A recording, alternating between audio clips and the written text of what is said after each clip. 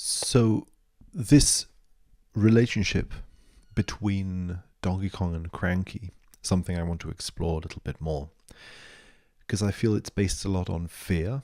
Of course, Donkey Kong expresses a certain degree of fear towards Cranky, even though he doesn't have much to be afraid of physically.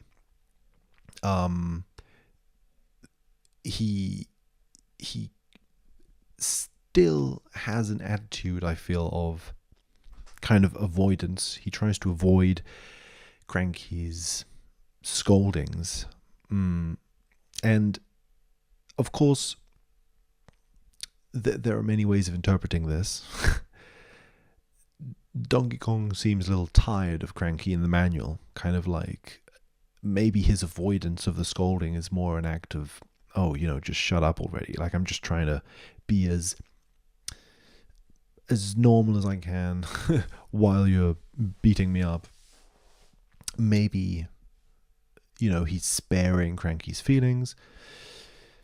There's many scenes, the opening scene where Donkey Kong throws a radio, like a beatbox kind of beatbox, I don't know, like a radio cassette thing at Cranky.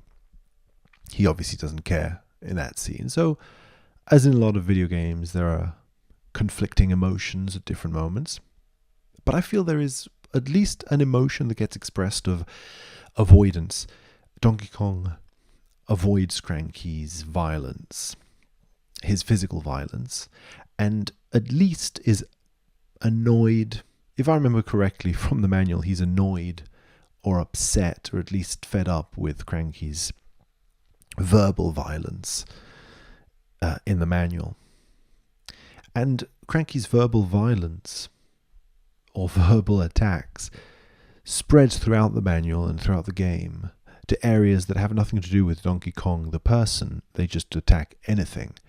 The game's too colorful, the game has too much animation, the game isn't austere enough, and so on. It criticizes how it's not like an 80s video game. It's too modern, it's too... it criticizes it on those terms. And I think the amount of criticism we see from Cranky is absurd.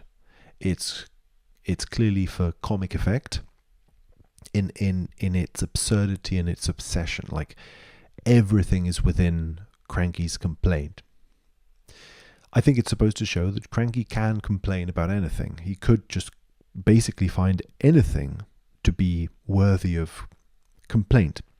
It doesn't really necessarily mean that this thing deserves complaint and this one doesn't, or that he wants this thing, to complain about it and he doesn't want to complain about that.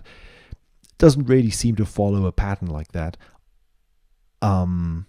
It's obsessive. Everything is within the realm of what he doesn't like. So Donkey Kong finds himself in the middle of that, right?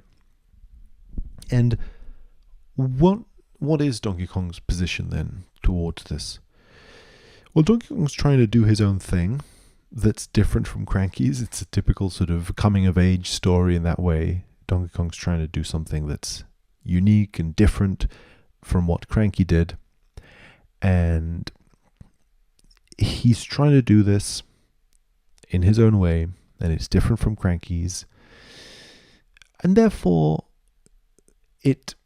the upsetting of Cranky is almost inevitable, right? Cranky's name says it. Cranky is annoyed. He's cranky.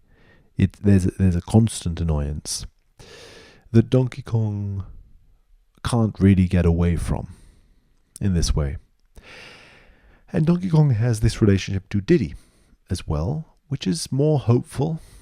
Diddy is going to maybe one day grow up to be a great video game hero. So Donkey Kong, I feel there's a bigger degree of hope and a feeling of, Diddy's great, he's a good friend, or whatever their relationship is.